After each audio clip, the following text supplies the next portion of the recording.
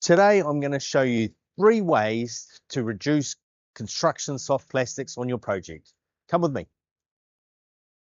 Number 1, refuse products that are wrapped in plastic.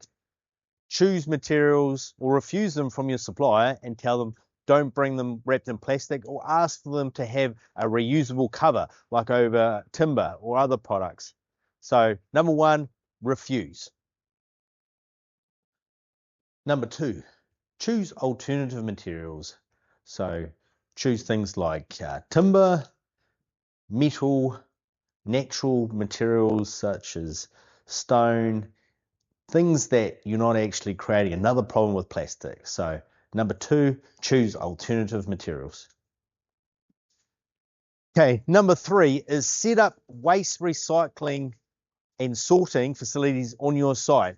So for example, you can partner with companies like us, Saveboard, where we'll actually take your soft plastics and recycle them back at either our Australian or New Zealand sites, and it's a free service, but the catch is you must be one of our customers.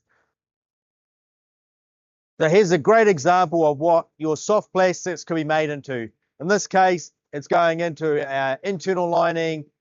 We alternatively make a hoarding product called our multi-use, which can be used for both internal and external applications. So give your soft plastics a second life. Saveboard has a solution. Thanks.